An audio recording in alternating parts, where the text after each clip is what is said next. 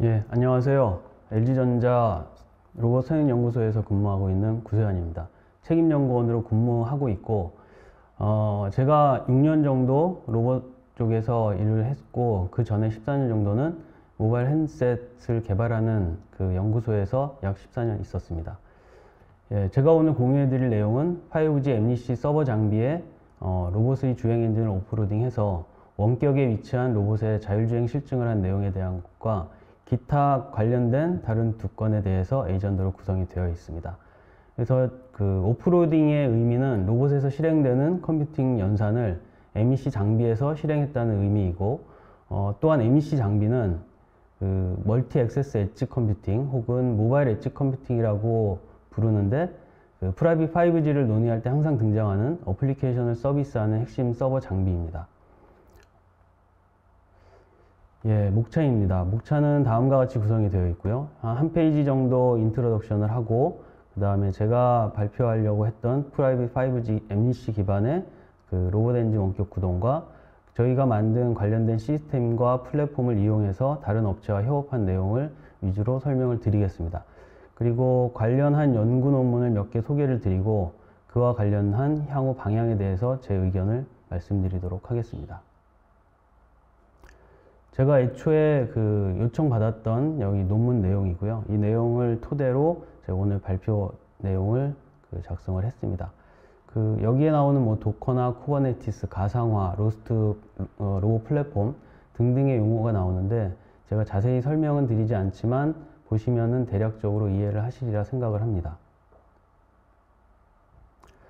저희가 여기에 보여지는 이 국책과제, 굉장히 제목이 긴데 이 국책과제의 펀딩을 받아서 진행한 내용이라 오늘 공유해 드릴 수 있는 것이고요. 저희가 한 3년 9개월 정도 올해 마지막으로 진행을 하고 있습니다. 저희 LG전자가 이와 같은 참여 연구기관들과 함께 총괄과제로 진행을 하고 있고, 총괄, 세부 1, 세부 2, 세부 3으로 나누어져 있는데 그 중에 저희가 총괄과 세부 1에 주간 개발사로서 같이 하고 있습니다. 이게 나중에 이 결과물들이 공유가 되면 여러분들의 세금으로 다 진행이 된 거기 때문에 보실 수 있으리라고 생각을 합니다. 우선 소개를 먼저 드리면 IT나 IT 서비스 쪽에서 그 접근하는 방법과 좀 다르게 클라우드 기반에서는 시스템이 클라우드 기반으로 발전하는 동향은 크게 이제 세 가지로 나눌 수 있습니다. 전통적인 제어 시스템 연구자들 중심으로 네트워크 기반 멀티 에이전트 시스템이 발전이 되면서 클라우드화 접목을 했고요.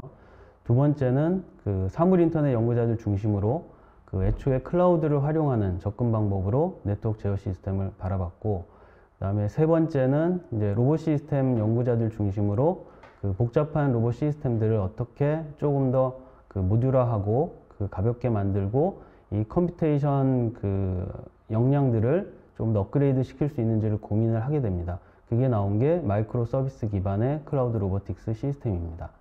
그래서 제가 오늘 발표 드릴 내용은 세 번째의 카테고리에 들어갈 수 있고요. 이 그림의 1, 2, 3을 보시면 어느 정도 이해가 가시리라 생각을 합니다. 제 그림은 참고 문헌을 통해서 제가 약간 모디파이 해서 만든 그림들입니다. 먼저 배경부터 설명을 드리면 저희가 프라이빗 5G MDC 통신사업자 입장에서의 그 니드는 프라이빗 5G MDC의 현실성 있는 검증이 필요했고, 뭔가 사업을 전개해서 기존의 LTE나 4G와는 다르게 더 그 업데이트된 서비스를 할 수 있다, 밸류 있는 서비스를 할 수 있다라는 걸 보여주기 원했던 거고요. 그래서 프라이빗 5G MDC 장비도 저희들이 실증을 할 때 그 여러 장비 업체 혹은 그 서버 업체, 클라우드 업체 등등의 업체들과 같이 협업을 했습니다. 특히 로봇 애플리케이션들은 저희들이 올렸고요. 실제 망은 로봇에 이제 5G 모뎀이 있고 심카드를 꽂게 되는데 그 실제 망에 붙을 수 있도록 그 변환하는 작업들을 통신 사업자에서 해주었습니다. 이와 같은 그 세팅을 가지고 실검증에 나섰는데, 그 통신 사업자 입장에서는 이와 같은 스마트 포트, CT, 팩토리, 자율주행 이와 같은 것들로 구성을 해서 실검증을 하려고 많은 노력을 했고, 저희와는 자율주행 로봇을 같이 협업을 진행을 했습니다. 그 다른 것들도 진행을 한 걸로 알고 있는데 여기 참고 자료를 보시면 조금 더 많은 정보들을 보실 수 있으리라고 생각을 합니다. 이건 이제 로봇 시스템 입장에서는 그 리모트 브레인 로봇이라는 게 있습니다. 그 자율주행 로봇의 모터 구동과 생싱 기능을 제외한 모든 기능을 프라이빗 5G MDC에서 처리를 하는 것인데요. 브레인리스 로봇이라고 또 부르고 혹은 커넥티드 로봇이라고도 부르고 많은 최근에는 많이 회자되고 있는 그런 분야라고 할 수 있습니다. 그러면 왜 이와 같은 개념으로 로봇을 도입을 하려고 하는지에 대한 크게 세 가지의 이유가 있습니다. 첫 번째는 그 로봇이 굉장히 많이 배포가 되고 저희 로케이션에 깔리게 되면 실제로 일일이 로봇을 업그레이드 한다든지 저희 관리하기가 굉장히 힘듭니다. 그래서 최대한 로봇 안에 있는 프로세스라든지 컴퓨팅은 최소로 하고 나머지 것들은 관리할 수 있는, 컨트롤할 수 있는 영역 안으로 넣고 싶어 하는 게 저희 니드였고요. 그래서 원격 다수 로봇 동시 제어 및 관리가 그 첫 번째입니다. 두 번째는 그 로봇에 있는 컴퓨팅 파워들을 전부 클라우드나 기타 엣지 등등으로 오프로딩을 시키면 그 배터리 소모를 굉장히 줄일 수 있습니다. 그래서 저전력의 로봇 시스템을 구현할 수 있고요. 세 번째는 당연히 컴퓨팅 파워를 클라우드로 올렸기 때문에 그 자원을 무한으로 확장할 수가 있습니다. 그래서 최근에 계속 빠르게 발전하고 있는 AI나 머신러닝 등등 빅데이터를 위한 이러한 자원들을 무한으로 확장할 수 있어서 그러한 장점들을 쓰기 위해 저희는 마침 프라이빗 5G MDC와의 실증에 나서게 되었습니다. 옆에 그림을 보시면 간략한 블록도와 그 개념도가 있는데 로봇에 있는 이런 엔진들을 클라우드의 5G MDC 쪽으로 오프로딩을 하게 됩니다. 이 그림은 뒤에도 나오는데 자세히 설명드리도록 하겠습니다. 그래서 저희가 이렇게 실증을 하기 위해서 준비 작업을 많이 했는데요. 해결해야 될 세 가지 큰 과제가 있었습니다. 그래서 그 과제들을 하나씩 설명을 드리겠습니다. 옆에 그림이랑 비교해서 보시면 될 것 같고요. 저희가 로스트 플랫폼을 로봇에서 사용하고 있는데 로스트가 메시지를 교환하는 방식은 이와 같이 노드 A와 노드 B가 있습니다. 근데 노드 A와 노드 B가 같은 서브 네트워크에서는 잘 동작을 합니다. 그래서 메시지를 펍섭 방식이라든지 여러 가지 액션 방식으로도 충분히 잘 동작을 하는데 이게 클라우드로 간다든지 다른 서브 네트워크에서 동작을 하는 경우에는 전혀 동작하지 않는 제약사항이 있습니다. 이 제약사항을 극복하려면 여러 가지 프로토콜을 또 이제 속된 말로 덕지덕지 붙인다든지 새로운 뭔가를 개발한다든지 하는 것들을 해야 되는데 그런 것들을 없이 올 로스트 플랫폼으로 동작하도록 하기 위해서 저희는 클라우드 브릿지라는 걸 설계를 했습니다. 이게 오픈소스이긴 하지만 저희 플랫폼에 맞도록 변경을 했고 플랫폼화해서 저희들이 사용을 했습니다. 이렇게 되면 클라우드든 엣지든 아니면 로봇 안에 있든 로스트 플랫폼으로 획일화되게 동작할 수 있고요. 두 번째는 로봇 시스템 소프트웨어가 되게 모놀리스 구조로 많이 되어 있었습니다. 예전에 소프트웨어 구조화가 잘 안 되어 있던 거죠. 그래서 저희들이 모듈화하고 도커 가상화하는 작업들을 통해서 준비를 클라우드든 어떤 엣지 인스턴스든 어디에서든 동작할 수 있는 구조로 바꾸었습니다. 세 번째는 쿠버네티스를 저희들이 활용을 하는데 5G MDC에서도 로스트를 지원을 하려면 멀티캐스팅을 지원을 해줘야 됩니다. 쿠버네티스 내부적으로. 그래서 이 노드 A와 노드 B와 같이 이런 컨테이너들이 올라갔을 때 일반적인 CNI 컨테이너 네트워크 인터페이스를 사용하게 되면 서로 통신을 할 수 없는 제약사항이 똑같이 발생을 합니다. 그래서 저희들이 여러 가지 테스트를 많이 했습니다. CNI를 가지고. 근데 그 중에서 위브넷만이 유일하게 멀티캐스팅을 지원하고 로스트 플랫폼에 적합하다는 것을 알았고 논문에도 이 내용이 나와 있습니다. 이 세 가지를 저희들이 극복을 해서 저희가 이동통신사와 5G MDC 실증을 같이 할 수 있었습니다. 이거는 에비던스인데 쿠버네티스 CNI 중 유일하게 위브넷만 멀티캐스팅을 지원하고 있고 다른 CNI도 마찬가지로 아마 지원하는 게 없는 걸로 제가 파악하고 있습니다. 이건 이제 저희들이 실험을 한 네트워크 구성을 간략하게 보여주고 있습니다. 왼쪽 그림을 보시면 저희 테스트 베드 내에 로봇이 있고요. 그 다음에 시뮬레이터도 저희들이 같이 테스트를 했습니다. 5G 모뎀과 안테나가 달려 있고 액세스 랜을 거쳐서 5G 전용망을 타고 네트워크 코어로 접속을 하게 됩니다. 그리고 일단 접속이 되면 그 이후는 로스트 통신으로 5G MNC와 데이터 통신을 하게 되고요. 오른쪽에 5G MNC를 보시면 네트워크 VPC라고 불리는 게 하나 있고 어플리케이션 VPC가 하나 있습니다. 네트워크 VPC는 네트워크 코어 펑션이 버추얼라이제이션 돼서 올라가 있고요.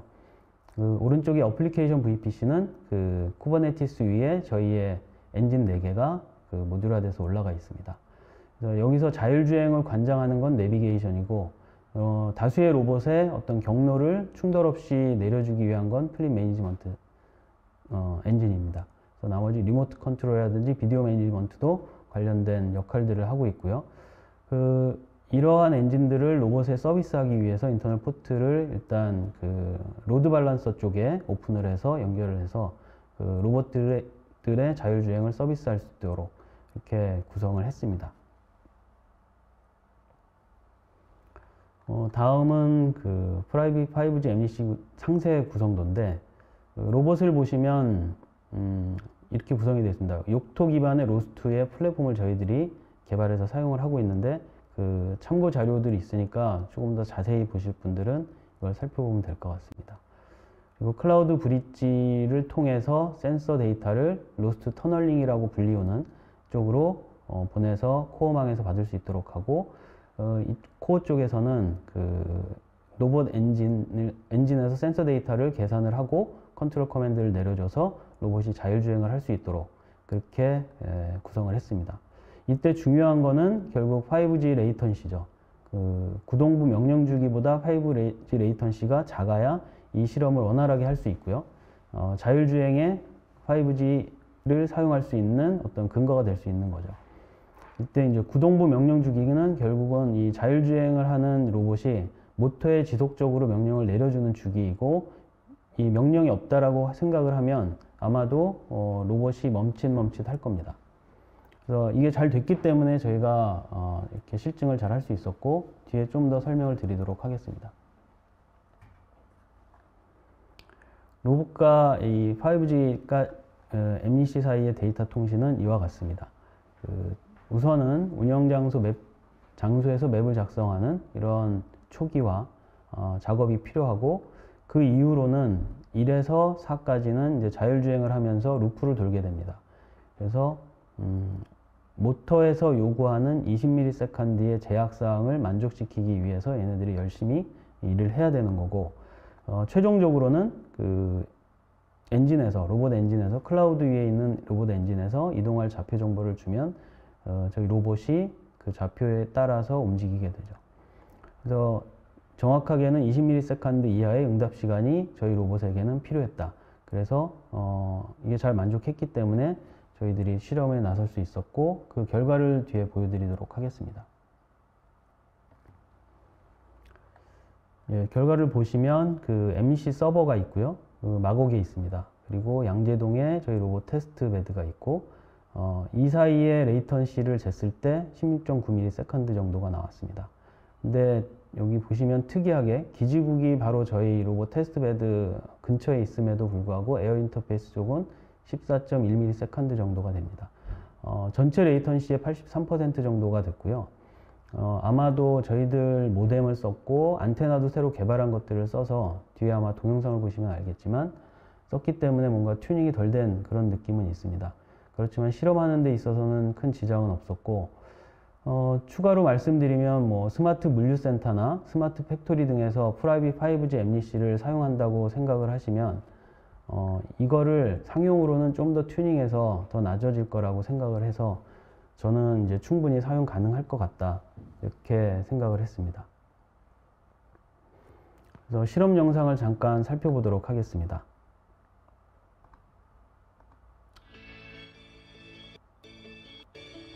두 대의 로봇을 저희가 테스트 베드에서 실행을 했고요. 군집 제어를 통해서 충돌 예방을 할 수 있었습니다. 저희 산업용 모뎀이 5G 모뎀이 탑재가 됐고, 투명 안테나를 스티커, 테이프 타입으로 붙였습니다. 이게 안테나입니다. 5G. 주행 엔진이 이와 같은 MEC 서버에서 실행이 되고 있었고, 일단 충돌 방지를 위한 군집 제어가 돌고 있고요. 클라우드에서. 이러한 실험을 이제 저희들이 30분 정도를 비교해 가면서 지속적으로 했고, 클라우드에 올라간 저희 로봇 컨테이너들입니다.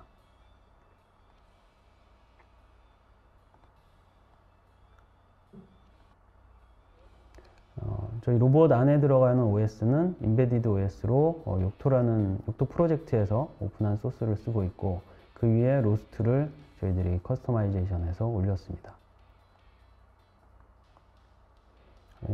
제 로봇의 상태를 모니터링 할 수 있는 시스템이고, 여기 로봇이 바라보는 화면이 오른쪽 아래에 있습니다.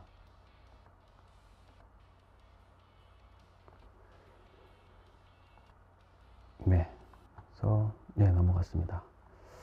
그래서 실험 결과를 보시면 그 앞에 보여드린 RTT 5G MDC의 값 비교한 그 다른 값들을 보시면 저희들이 4G LTE의 퍼블릭 클라우드와 비교를 했습니다. 약 3배 정도 차이가 나고요. 두 번째는 저희들이 이제 주 관심사는 목적지 주행을 얼마나 잘할 수 있느냐인데, 우선 오프로딩과 온디바이스 비교했을 때 약 1.6초 정도 차이는 납니다. 근데 크게 못 쓸 정도라든지 굉장히 안 좋다라는 느낌보다는 이제 수치로 나왔기 때문에 그런 거고, 굉장히 그 온디바이스일 때와 비슷하다라는 생각을 했습니다.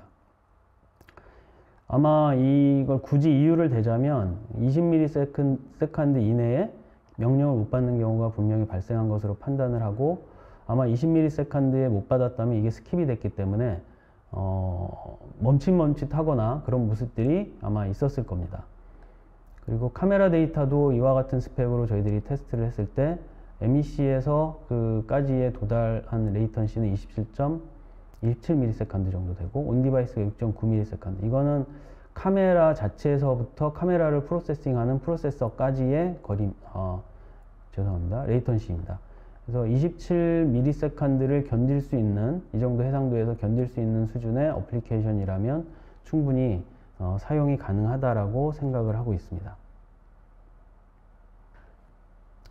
다음은 저희가 이제 잘 구축된 시스템이랑 플랫폼을 가지고 타 업체와 협업을 진행한 과제인데요. 그 HLDS라는 그 업체가 라이다 센서 기반으로 움직임 물체 추적 솔루션을 개발을 했습니다. 실제로 그 필드에서 서비스를 하고 있고요. 그에 대한 소개를 잠깐 드리도록 하겠습니다. 오른쪽에 3D 라이다를 보시면 그 천장이나 벽에 부착이 가능하고, 그다음에 6에서 4m 정도 그 디텍트가 가능한 3D 라이다 센서입니다. 그렇게 고가이거나 좋은 사양은 아니지만 이와 같은 어플리케이션들을 구현을 할 수가 있습니다. 그래서 보시면 진입이 불가한 그런 영역에 사람이라든지 동적 물체가 이동을 하게 되면 디텍트를 한다든지, 아니면 창고라든지 선반 위에 물류 그 박스 같은 사이즈를 본다든지, 디지털 사이니지 같은 경우는 사람들이 어디에 주로 많이 머물고 있는지에 대한 어떤 정보들을 누적해서 데이터로 보여줄 수 있고요. 그 다음에 엘리베이터와 같은 제한된 구역에서 어떤 사람들의 밀도라든지, 그 다음에 낙상과 같은 것들도 저희들이 볼 수가 있습니다. 저희들이 볼 수 있는 게 HLDS의 솔루션입니다. HLDS 솔루션이고, 이렇게 홍보를 했기 때문에 저희도 충분히 시너지가 있을 것 같아서 함께 진행을 하게 됐습니다. 잠깐 이제 기능을 보시면 이해를 위해서, 이게 세븐일레븐 가산동에 있는 아마 테스트 베드처럼 사용하는 매장인 것 같습니다. 여기에 대시보드가 보이고, 그 왼쪽 아래에 보시면 그 센서가 그 누적으로 해서 어느 물건이나 진열장에 많은 사람들이 터치를 했는지, 많이 손이 갔는지, 이런 것들에 대한 데이터를 누적으로 보여주고 있고요. 오른쪽 아래를 보시면 그 이동하는 물체의 그 동선이나, 그 다음에 여기 중간에 보시면, 제가 이거를 바꿔 놓겠습니다. 요 중간에 보시면 사람들이 어디에 많이 이동을 했는지에 대한 동선도 누적으로 보여주고 있습니다. 그래서 어느 정도 뭐 고객을 상대한다거나 진열장의 위치를 바꾸는 데 있어서는 큰 도움이 되리라고 생각하는 그런 예시입니다. 그래서 이 예시를 저희들은 이와 같은 테스트 베드에 그 센서를 10개 정도 천장에 부착을 해서 시나리오를 만들어 봤습니다. 그래서 출입문 쪽에 사람이 들어오고 어느 특정 테이블에 앉게 되면 로봇이 그 특정 테이블에 대한 정보를 센서로부터 받아서 이동하면서 서비스를 할 수 있는 그런 시나리오였습니다. 뒤에 자세히 좀 더 설명을 드리면 일단 이와 같은 저희 테스트 베드에 그 각각의 테이블 위에 사람들이 이렇게 앉아 있는 모습이 보이고, 그다음에 로봇에 있어야 될 위치에 로봇이 있는 게 보이고요. 요 데이터를 하나를 예를 들면 매장에 이제 127명이 들어왔다는 뜻이고 5명은 현재 이 매장에 있습니다. 요 데이터들을 누적으로 지속적으로 보여주고 있는 거고요. 매장 관련해서 여기 왼쪽은 설명드린 내용과 같고, 오른쪽을 보시면 엣지 서버에서의 바로 실시간의 라이다 상황을 보여주고 있습니다. 그래서 각각의 테이블도 보이고, 그 다음에 이동하는 물체에 대한 궤적도 보이고, 심지어는 그 물체에 대한, 이동 물체에 대한 키도 보이는데, 요거는 이제 정확할 때도 있고 정확하지 않을 때도 있습니다. 이렇게 해서 엣지와 클라우드에서 각각의 데이터를 취합해서 보여주고 있고요. 여기 이제 HLDS의 센서 하드웨어와 그 다음에 소프트웨어 솔루션에 대한 그 간략한 시스템 구성입니다. 전체적인 데이터는 웹서버에서 보여지고 어널리틱한 데이터들을 제공해주는 그런 역할을 하고 있습니다. 예, 여기서 이제 저희들이 이 동영상은 HLDS 뿐만이 아니라 광주과학기술원과 그다음에 성균관대 쪽과 같이 협업해서 만든 시연 장면이고요. 왼쪽에 보시면 그 HLDS의 대시보드를 보실 수 있고, 오른쪽을 보시면 저희의 대시보드인데, 커스터머가 일단 들어온다고 가정하고 메뉴를 주문한 다음에 자리에 앉으면 자리는 일단 디텍트가 됐고, 그 해당 메뉴를 이제 저희 로봇팔이 만들게 됩니다. 커피와 빵을 준비를 했고요. 여기서 이제 로봇이 대기당 장소에서 완료가 되면 이제 받으러 옵니다. 좀 빨리 넘기겠습니다. 시간상. 그래서 커피와 빵을, 주문했던 빵을 받아서 옮기게 되고,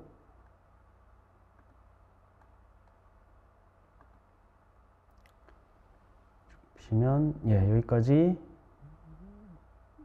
배송은 끝났습니다. 그래서 대기 장소로 이동을 하고요. 이제 퇴식의 경우는 이제 다 먹고 고객이 이동해서 나가면 이 나가는 모습들을 여기서 디텍트가 되고, 로봇이 퇴식을 위해서 다시 이동을 하게 됩니다. 그래서 이 로봇팔도 마찬가지로 접시인지 컵인지를 인지를 해서 거기에 따라서 이걸 잡아서 퇴식 처리를 하게 되고요.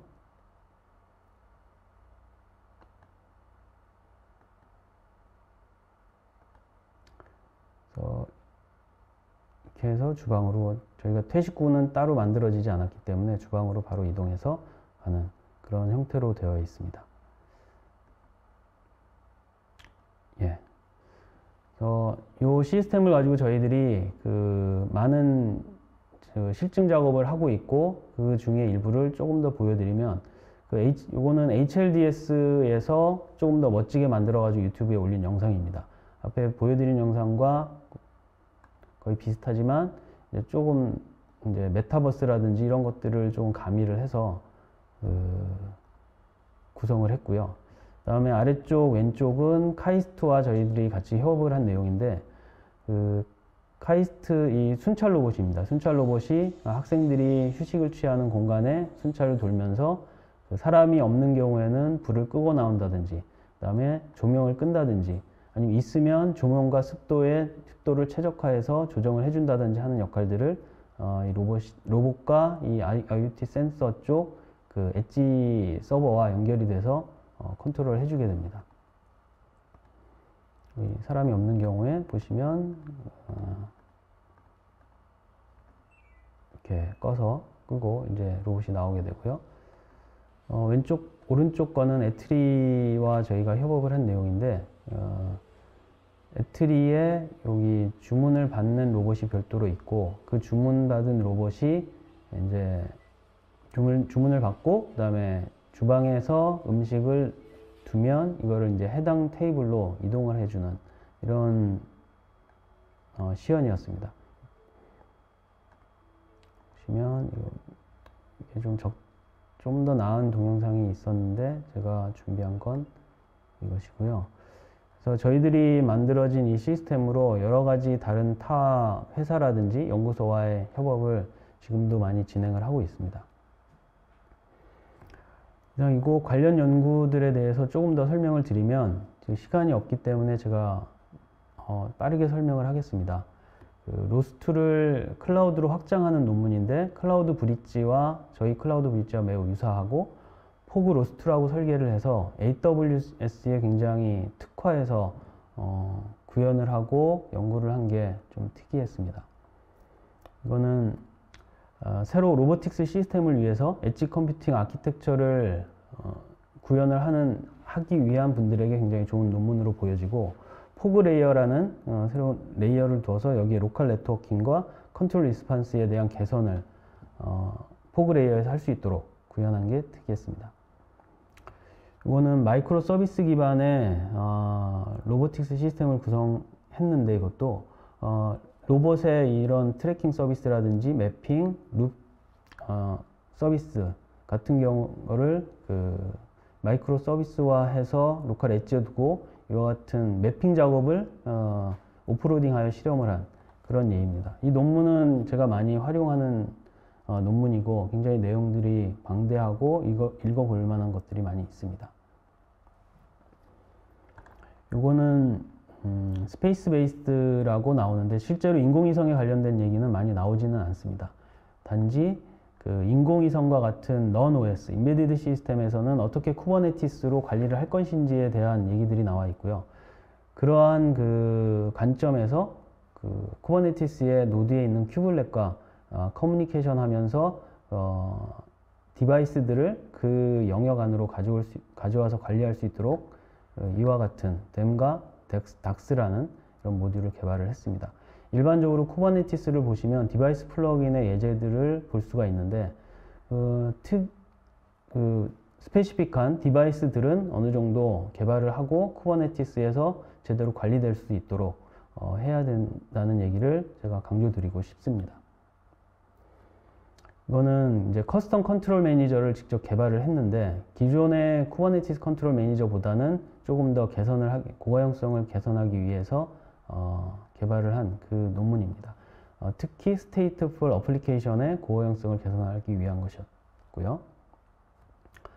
그 다음과 이 두 페이지는 인공위성에 관련된 얘기인데, 인공위성이 일단 궤도에 안착이 되게 되면 인공위성을 만드는 기간이 굉장히 몇 년 동안 될 텐데, 그러면 안착이 된 이후도 AI와 머신러닝과 같은 기술들은 계속 발전을 하고 있습니다. 근데 그런 기술들을 적극 활용하기 위해서는 쿠버네티스를 활용을 해야 되겠다라는 생각을 가지고 있는 거고, 쿠버네티스는 너무 무겁고 헤비하기 때문에 K3S를 통해 해결하려는 노력이 있습니다. 결론적으로는 인공위성 사업을 좀 더 진화시키고 상품화를 이끌기 위해서는 최근에 많이 쓰고 있는 쿠버네티스, K3 등등을 도입해서 뭔가 해결을 해보겠다라는 게 지금 이 기사의 의도입니다. 아마 지금 프로젝트를 진행을 하고 있는 것으로 알고 있습니다. 이건 이제 리디자인에 관련된 얘기인데 좀 넘어가도록 하겠습니다. 이거는 제가 논문 두 편이 또 있는데, 그냥 펀더멘탈 시어리는 아니고 실험 논문입니다. 구글 클라우드에 셀프 밸런싱 로봇의 제어기를 올려서 잘 되는지 검증을 해본 논문이고, 물론 잘 됩니다. 그리고 두 번째는 엣지 클러스터로 로봇을 구성을 해서 본격적으로 제어한다든지 관리를 하는 방법에 대한 얘기를 하고 있습니다. 결론적으로 저희가 클라우드 브릿지나 도커 가상화, 그 다음에 쿠버네티스의 위브넷을 활용해서 저희 시스템을 구성을 해서 프라이빗 5G 엠니시의 로봇 자율주행 엔진은 검증을 해봤고, HLDS 센서와 로봇 간의 협업에 관련된 그 실증도 하고 그 이후에 여러 가지 연구소와 실증을 통해서 그 효율성을 조금씩 검증해 나가고 실제로 상용화까지 갈 수 있도록 노력을 하고 있습니다. 여기까지가 이제 제가 한 내용이고요. 그 앞에 이제 논문도 소개드렸지만 향후는 어떻게 가야 될 건지에 대한 제 개인적인 의견을 설명을 드리겠습니다. 이제 상업화를 위해 다수 로봇 관리를 해야 되겠다. 물론 핵심 기술들은 핵심 기술대로 연구를 해야 되지만 로봇의 상업화가 매우 중요하다고 생각을 하고요. 이 시점에서. 그러기 위해선 크게 두 가지가 전제 조건이 있습니다. 생산 이후에 정말 리즈너블한 코스트로 유지보수가 돼야 하고요. 지금은 굉장히 언리즈너블한 코스트로 유지가 되는 걸로 제가 생각을 하고 있습니다. 두 번째는 로봇 특성에 맞는 앱마켓 구성이 가능해야 된다. 일단 로봇이 디플로이가 되면 더 이상은 어떤 것도 할 수 없는 그런 상황이고 유지보수하기도 매우 힘들고 심지어 메시지 하나 바꾸는 것도 매우 힘든 그런 상황이기 때문에 그 모바일 폰만큼은 아니지만 최소한의 앱마켓 구성이 돼서 에코시스템으로 발전을 해야 되겠다. 그런 내용입니다. 이 그림을 보시면 제가 이걸 하기 위한 방법 세 가지가 잘 나와 있는데요. 디바이스 플러그인, 그 다음에 그 커스텀 컨트롤러 매니저, 로봇 클러스터 세 가지입니다.